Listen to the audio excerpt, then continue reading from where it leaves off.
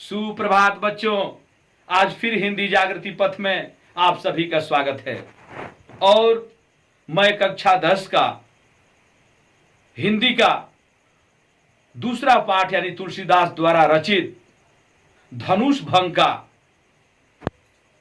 2 paragraph last का जो छूटा हुआ भाग था आज मैं आप लोगों के लिए लेकर आया हूं।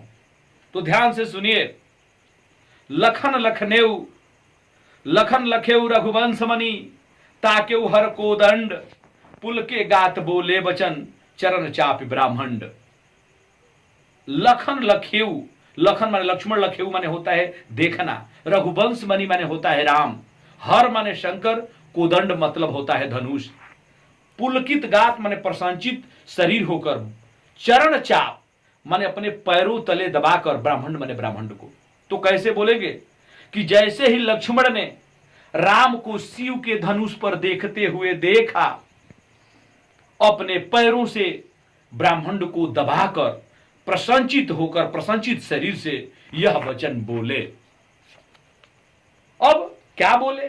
दिस कंजरहु कमठ अहि कोला, दिस कंजरहु माने दिग्गजों, कमठ माने कश्यप, अहि माने शेषनाग, आ कोला माने होता है भगवान का बराह रूप। तो लक्ष्मण बोलने लगे कि हे दिग्गज, हे कमठ माने हे कश्यप, हे भगवान का शेषनाग माने बोलेंगे कि शेषनाग, हे शेषनाग, और कोला माने हे भगवान का बराह रूप, धरहु धरनी धीर न डोला, आप धैर्यता धारण करके इस पृथ्वी को धरनी पकड़े रहो, कहीं पृथ्वी जो है डोलने न लगे।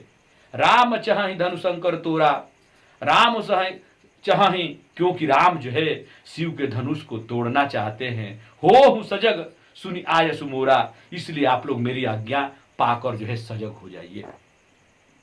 अब आगे देखिए। चाप समीप राम जब आए, जैसे हु धनुष के समीप राम आए हैं, नर नारी सुर सुकृत मनाए, वहां के नर नारी तो अपने देवताओं के पुण्यता को याद करने लगे।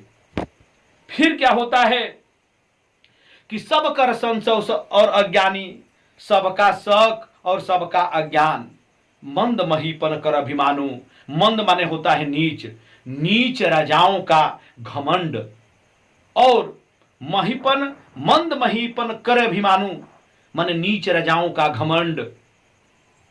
भृगुपति केरी गर्भ गरुआई, भृगुपति माने होता है परशुराम, केरी माने दिखाई देने वाला, गर्व माने गर्व, आ गुरुताई माने भार। परशुराम जी के अंदर दिखाई देने वाला गर्व की गुरुता, चाहे गर्व का भार। सुरमुनि केरी कदराई, सुर मुनियों द्वारा दिखाई देने वाला कदराई माने होता है भय। अब देखिए आगे। सिय का सोच जनक पछतावा, सीता जी का सोच, जनक जी का पछतावा, रानी न कर दारुण दुख दावा, रानी के का दारुण माने होता है कठिन, दुख माने दुख, आ दावा माने होता है दावानल, और रानी के अंदर दिखाई देने वाला दुखों का दावानल। शंभु चाप बड़ बोहित पाई, शंभु चाप माने होता है सब शिव के धनुष को, बोहित माने होता है पानी की जहाज। सब भावनाएं जितनी थी सब शिव के धनुष को पानी की जहाज पाकर चढ़े, साथ सब संग बनाई, सब लोग जो है एक समूह बनाकर इसी पर जो है चढ़ गए। लेकिन राम चाहूं राम बाहुबल सिंधु अपारा, और ये सभी लोग राम के भुजा और बल रूपी सागर से पार जाना चाहते थे, लेकिन इनको कोई खेवैया नहीं मिला। अब आगे देखेंगे दोहा में क्या लिखा है कि राम बिलो के लोग सब चित्र लिखे से देख। जैसे ही रामचंद्र जी सब लोगों की तरफ देखते हैं कि सभा में लोगों का आभा क्या है, कैसे उनके चेहरा पर जो है भाव है, तो राम बिलो के लोग सब, जैसे ही राम ने सब लोगों की तरफ देखे, चित्र लिखे से देख, सब जो है चित्र जैसे दिख रहे थे, ऐसा लगे था कि कोई फोटो टंगा हुआ, एकदम बिल्कुल चित्र जैसे दिख रहे थे। तब राम चितैत सिय कृपायतन, कृपायतन माने होता है कृपा के सागर, शिय माने सीता, अचितई माने देखकर। तब कृपा के सागर रामचंद्र जी सीता की तरफ देखते हैं, जानी विकल विशेष, वह विशेष तरह से सीता जी को व्याकुलता को जो है समझ गए। राम समझ गए कि सीता जी की व्याकुलता बहुत ज्यादा बढ़ गया है।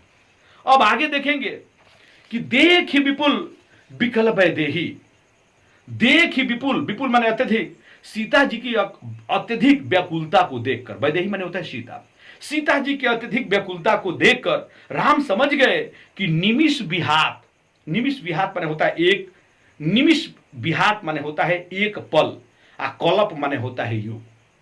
सीता जी का एक पल एक युग के समान बीत रहा है। तो अब राम समझ गए कि त्रिषित वार बिनु जो तन त्यागा। त्रिषित माने होता है कोई प्यासा अगर पानी के बिना अपना शरीर त्याग दिया है तो मुंह करे का सीधा तड़ागा। तो मरने के बाद जो है अमृत के तालाब से क्या फायदा। आप लोग अनूप जलोटा का गाना सुने होंगे कि किसी प्यासे को पानी पिलाया नहीं तो बाद में अमृत पिलाने से क्या फायदा। यानी वही बात ये कह रहा है इसमें तुलसीदास जी कह रहे हैं क्या कि त्रिषितवाद, अगर जो प्यासा पानी के बिना अपना शरीर त्याग दिया हो तो मुंह करे का सूखा तड़ागा। तो मरने के बाद उसे अमृत के तालाब से क्या फायदा। कहा वर्षा जब कृषि सुखानी, उस वर्षा से फायदा क्या जब खेती सूखी जाएगी। समय चूक पुनि का पछताने। इसीलिए अगर समय निकल जाता है तो फिर पश्चाताप करने से कोई फायदा नहीं है। बच्चों ये आप लोगों के लिए भी है कि जो समय है वर्तमान में उसी पर ध्यान दिया जाए, क्योंकि एक बार समय निकल जाने के बाद दोबारा वापस लौटकर नहीं आने वाला। अब आगे देखेंगे कि यस जिए जान जान की देखी, इस तरह जी मने हृदय में, जान मने जानकर, जानकी मने सीता, इस तरह हृदय में विचार करके सीता जी की तरफ राम जी जो है देखे। अब प्रभु पुल के लखी प्रीत विशेष, और विशेष तरह से राम अपनी जो है प्रेम को देखकर जो है क्या हो गए, प्रभु पुल के लखी प्रीत विशेष, विशेष तरह से राम अपने प्रति सीता के प्रेम को देखकर जो है क्या हो गए, प्रसन्नचित हो गए। तब क्या हुआ, गुरु ही प्रणाम मन ही मन किन्हा, राम अपने गुरु को प्रणाम मन ही मन करते हैं। देखिए वहां पर इज्जत की भावना है। वहां अगर राम तेज बोलते कि मैं जा रहा हूं धनुष तोड़ने तो अहंकार साबित हो जाता। इसलिए गुरु ही प्रणाम मन ही मन किन्हा, वहां पर रामचंद्र जो अपने गुरु को प्रणाम मन ही मन करते हैं। और फिर क्या करते हैं कि अति लाघव उठाए धनु लिन्हा, और बड़ी लाघव माने होता है शीघ्रता के साथ राम जो है धनुष को क्या किए, उठा लिए। दम के दामिनी जी भी जम लय, दम के दामिनी, दमकने माने चमकना होता है, दामिनी माने बिजली, और जिम माने होता है धनुष, अलय मन लिए। जैसे ही रामचंद्र ने धनुष को लिए आकाश में बिजली जो है चमकने लगी। और फिर क्या हुआ, पुण्य नव धन मंडल समभयऊ, और दोबारा आकाश जो है धनुष के आकार हुआ, अर्ध धनुष के आकार का हो गया। यानी जैसे धनुष का आकार था वैसे आकाश दिखाई दे रहा था। तो क्या बोलेंगे कि दोबारा आकाश जो है धनुष मंडल के आकार का हो गया। लेत चढ़ावत खींचत गाढ़े, पुरुषोत्तम श्री राम का धनुष लेना, उस पे बाण चढ़ाना, और खींचत माने खींचना, गाढ़े माने इतना शीघ्रता के साथ हुआ कि काहू न लखा देख सब ठाढ़े, कि कोई देख नहीं पाए, सब खड़े के खड़े रह गए। तेहि क्षण राम मध्य धनु तोड़ा, उसी समय राम ने इस धनुष को बीच से ही तोड़ दिए। अब भरे भुवन धुनि घोर कठोरा, और तीनों भुवन जो है इस घनघोर आवाज से भर गया। इसके बाद देखिएगा एक छंद है, लास्ट में यह समाप्त होने जा रहा है धनुष भंग। एक छंद है 4 लाइन का कि भरे भुवन घोर कठोर रव बाज तजी रवि बाज तज मारग चले, चिक्कार है दिगज डोल मही अहिकोल कूरम कलमले, सूर असुर सुनिकर कान दिन है सकल विकल विचार रही, कोदंड खंडेव तुलसी, कोदंड खंडेव राम तुलसी जयत बचन उचार रही। अब इसमें देखेंगे कि भरे भुवन घोर रव माने होता है आवाज, रवि माने होता है सूर्य, बाज माने होता है घोड़े, तज माने छोड़ना, मार्ग माने रास्ता होता ही है। कि जब धनुष टूटी तो तीनों भुवन जो है घनघोर आवाज से भर गया, और सूर्य के घोड़े भी अपने मार्ग से जो है विचलित होने लगे। चिक्कार है दिगज, दिगज चिकारने लगे, डोल मही, मही माने पृथ्वी, पृथ्वी कंपन करने लगी, डोलने लगी। अहिकोल और शेषनाग और भगवान का बराह रूप सब जो है कलमले माने छटपटाने लगे। सूर असुर मुनिकान दिन है सकल विकल विचार ही, सूर माने होता है देवता, असुर माने होता है राक्षस। देवता राक्षस मुनि कर कान दिन है, अपने कानों पे हाथ रखकर सकल विकल विचार ही, सभी लोग व्याकुल होकर विचार करने लगे कि कोदंड खंडो राम तुलसी, कि कोदंड माने होता है धनुष, खंडेव माने होता है तोड़ना, राम माने राम। तुलसीदास जी कहते हैं कि सब लोग ये समझ गए कि कोदंड खंडेव राम, कि राम ने शिव के धनुष को तोड़ दिया है। जयति वचन उच्चार ही, सब लोग जो है राम जी की जय यह वचन का उच्चारण करने लगे। इस तरह से यह रामचरित का बाल कांड से लिया गया था। अब ये धनुष भंग समाप्त हुआ।